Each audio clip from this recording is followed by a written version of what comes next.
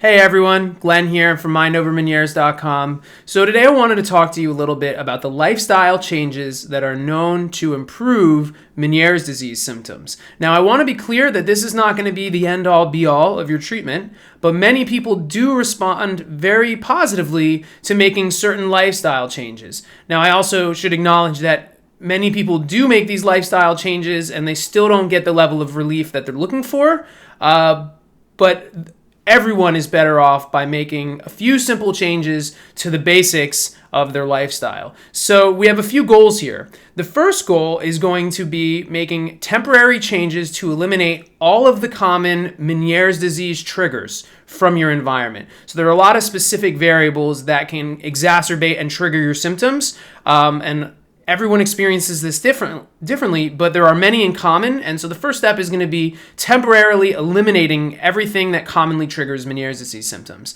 Now, the second goal here is to improve your general sense of health to give your body the best possible chance at fighting this off. If you're sick or unhealthy in other aspects of your life, your body is going to be wasting resources addressing those specific things rather than sending those resources to try to fight Meniere's disease. The third goal here is going to be to narrow it down and identify your specific triggers. Now, like I said, everyone's different, so you're going to eventually be able to find the specific things that trigger you and not other people.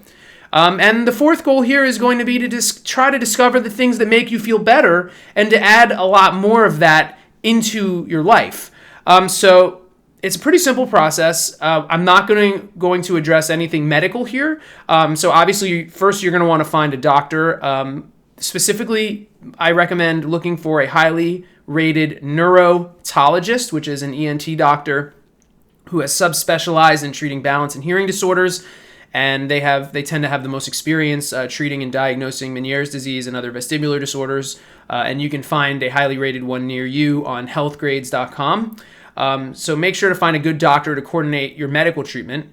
And I also want you to track everything as you go about this process. I created a free tool to help you do this called the Mind Over Meniere Symptom Trigger Tool. It'll let you, the idea is simple. You just fill one out each day and it helps you track specific aspects of your diet and environment and lifestyle. And then you can go back and compare the days when your symptoms were at their worst or at their best and see what was in common among those days. So tracking everything and journaling is going to be a really important part of making these lifestyle changes. And I will have links to everything in the video notes below.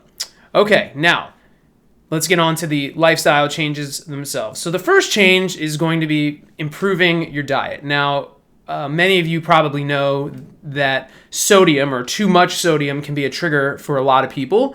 So reducing your sodium intake down and spreading it out as evenly as possible over the course of the day is going to be potentially very helpful. Most ENTs will recommend somewhere between 1,200 milligrams a day and 2,000 milligrams a day. What I found is that what matters more is keeping a level concentration in your body throughout the day. So make sure to drink a lot of water and don't not eat very much sodium all day and then eat a massive sodium meal for dinner. That's enough to trigger a lot of people. It certainly does for me. So trying to reduce your sodium intake and spreading it out over the course of the day is going to be very important.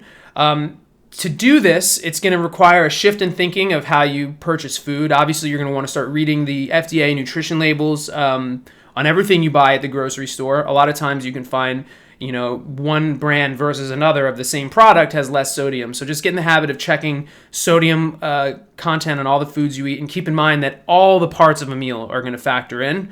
You're going to want to avoid heavily processed food and food ingredients as well. A lot of canned foods and frozen foods and boxed and bagged foods tend to have a much higher sodium content. So you're going to want to look for that. Snacking becomes a challenge here also. So finding a nice variety of snacks that have 50 milligrams or less of sodium per serving, I find to be very helpful. For me early on, it was one of the biggest. It was one of the biggest wins I had when I was able to snack without worrying about going over my sodium limit. So I'll make sure to include some links to different low sodium snack foods to make it easy for you guys. Also, when you go out to restaurants, make sure to tell the chef or ask the waiter if the chef can prepare your meal without sodium, and be very clear about this. Tell them you have a medical condition that is very important, and don't take, we can do no extra added sodium for, as an answer. Like, be clear that your meal is going to be safe for you to eat. But also work towards eating healthy. Try, if possible, to, go towards fresh organic fruits, a lot of fresh organic fruits and vegetables. When it comes to meat, I find grass-fed, pastured meat like pigs and chickens and steak are a much healthier choice when it comes to meat. Local farmers markets and green markets are a good place to find, fresh, local, healthy foods. Also, watch your sugar intake. There's sugar in everything nowadays, and whether that's high fructose corn syrup or regular sugar or the, variety of other sugars that are used, it doesn't matter. The point is, some people find that too much sugar is a trigger for them, so try to reduce your intake. It's okay to indulge every now and then, but practice moderation is a good rule of thumb. Just practice moderation. Also, keep in mind that overeating is a stress to the body as well, and that can be a trigger. So eat slowly, eat smaller portions, and stop eating when you feel full. It's important, to make sure you're getting enough food, but too much food can be a bad thing. Also, when it comes to dietary changes, there's a few things you're going to want to cut out for, at least for now, until you get a better idea of how each thing affects you specifically. You can always add things back in later on and test, but it's a good idea, whether you're just starting out or if your symptoms are flaring up, to stop consuming things like caffeine, which is a common trigger. So coffee, dark chocolate, anything that has caffeine can be triggering, so cut out the caffeine. Alcohol, a lot of people find that alcohol is a trigger for them. Obviously not everyone, but for the time being, limit or cut out your alcohol intake. Tobacco and nicotine. Nicotine is a big trigger for a lot of people. I know how hard it is to quit smoking. I smoked for a very long time, but it makes a massive difference on your health. After I was diagnosed, I remember I went back and I tried to chew a piece of Nicorette gum just to see what would happen, and I immediately got extremely dizzy and felt like I was on the edge of a vertigo attack. So nicotine has a pronounced effect, at least on me. So I encourage you to quit smoking or consuming nicotine products if you can. And recreational drugs as well. I don't condone recreational drug use, but I acknowledge the fact that they're a part of our culture. For the time being, I recommend abstaining from any recreational drugs. Try to figure out what's triggering you, what's causing you to feel the way you're feeling, and you can always come back to things later on. Okay, so the next major category of lifestyle changes has to do with your mental well-being and your stress levels. Stress and chronic stress are massive Meniere's disease triggers for just about everyone. I know I said, these are the common triggers. I've yet to meet a person who is not triggered by increases in their stress load. So you're going to want to make a conscious effort to reduce stress and avoid high stress activities. There's a few good ways to do this. One is to start a simple meditation practice. Now, meditation at its most purest form, is a mental exercise that trains you to control your thoughts and your focus and to quiet your mind, to quiet that internal monologue. But it's also a powerful tool for reducing anxiety and stress. So I'm going to include in the video notes several simple meditation techniques for you to try. Meditation is the thing that made the biggest difference for me in my stress levels, and I know I would not have been able to cope as well as I have with Meniere's disease were it not for meditation. So I am a huge proponent of meditation, and I will have lots of links for you to check out below. Also, if it's possible, I recommend finding either a therapist or a good support group, whether that's online or in person, to talk to. Meniere's disease can be a very traumatic experience, and that can cause an increase in stress and anxiety and all sorts of complications on our mental health. So having a mental health professional to help talk it through with you and help you work through your problems can not only improve your stress levels, but can improve your overall outlook as well. I find it to be a very effective coping tool. So moving on from mental health and stress, exercise.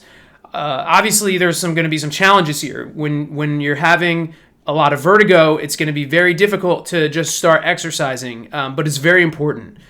Even walking for 10 to 20 minutes a day is better than nothing, and it's enough to trigger a release of endorphins, your body's feel-good hormones, which improve stress levels and can make you feel really good. So these are all very effective coping tools. If you're having issues with balance, I recommend starting with stationary equipment like a treadmill, or even better, a stationary bicycle. It is a powerful way to start improving your health, and if improving your overall fitness is going to pay off dividends in the long run. And the next thing is sleep. Your sleep is going to be critical to your recovery here. For me, insomnia and sleep deprivation is probably my biggest trigger. When I don't get enough sleep, my health starts to break down in a very noticeable way, and that's a big problem. So I've written a lot about improving your sleep. I'll give you a few simple suggestions here, and then I will link to more in the notes below. Try to go to bed and wake up at the same time every day. I find getting yourself on a routine is very helpful, especially if you do the same things every night before you fall asleep. That can help your brain to associate those things with falling asleep, and as whether it's reading or spending time with a loved one, very quickly, just doing those activities begins to trigger, will trigger you to get very tired and want to start falling asleep. So that's a very powerful practice. Also, try to avoid backlit screens for 90 minutes before you go to bed. So that's, your iPhones, your phone, your tablets, your computer, your TV. All of these things can degrade the quality of your sleep and make it harder to fall asleep. I'm not going to go into why that is here. And if you need to be able to use these devices, there are a few ways to get around this shortcoming, and I'll link to that in the notes below. But avoiding backlit screens 90 minutes before you go to bed can really help. Making sure your bedroom is pitch black, whether that's by wearing a sleep mask or blocking off all sources of ambient light, will help you sleep better. Making sure that your bedroom is the right temperature can be very beneficial and make you sleep better. Scientists have found that the ideal temperature for sleep is actually 62 to 68 degrees Fahrenheit. It's much colder than most people would think. You don't want to be cold at that temperature. You want to be warm under your blankets, but you can fall asleep much more easily when the bedroom is the right temperature. So keep that in mind. Also, there's some specific challenges with tinnitus and having ringing in your ears when falling asleep. Obviously, it's much louder in silence. So if you have your hearing, things like white noise can be helpful, and I have written extensively about falling asleep with tinnitus, so I'll make sure to link to that in the notes below as well. And the final piece here of lifestyle changes is allergies. Allergies tend to be a big trigger for a lot of people, and not just allergies, but food sensitivities as well. So if you know you're allergic or sensitive to certain foods or to certain things in your environment, when possible, try to avoid them. Obviously, if you're allergic to something like pollen or dust, things that you can't control, daytime antihistamines like Zyrtec, which is cetirizine, and others can be helpful. To get you through, or something stronger if your doctor recommends. But I find that allergy testing can be a huge help when dealing with this stuff. If you can have a doctor, do the skin test and the scratch test and show you what you're allergic to, you can take steps to avoid those things right away. And a lot of times that can make a big difference in how you feel. So these are just some of the basic things that you can do to, start improving your life, improving your lifestyle, and improving your symptoms. And for some people, it could be everything. For some people, they'll find, near total relief from this, and for others, they might find just a small bit of improvement. But either way, it's a great starting point, and it's something that I think everyone should do before trying more invasive and more risky procedures and medical approaches. And I'll leave you with one final thought on this. I know that making all these changes is very hard. It's hard to make even small changes, but to change everything at once can be very challenging. So a few things here. One, remember to frame this as a temporary change. You can do anything you want for a short period of time. So you're just temporarily eliminating the things that are known to be troublesome to people with Meniere's disease in an attempt to improve your symptoms. Over time and with tracking, you're going to start identifying the specific things that are triggering you, and you can start adding back in the things that aren't triggering you. So there's no reason to think you can never have a piece of chocolate or a cup of coffee ever again. You may tolerate a cup of coffee perfectly well. Also, following a fixed routine can be very helpful when adapting to these lifestyle changes. It saves you from having to decide every day to make the right choices. So, like I mentioned with sleep, going to bed and waking up at the same time every day, but eating at the same time every day, exercising at the same time every day, meditating at the same time every day. The more you can get yourself on a rigid schedule, at least early on, the easier it's going to be to maintain these lifestyle changes, and the quicker you'll be able to identify the specific changes that you need to make long term. So I hope you've all found this helpful. I will have everything linked up, lots of extra notes and techniques and tools in the video description below, so be sure to check that out. And until next time, everybody, have a great day. Bye-bye.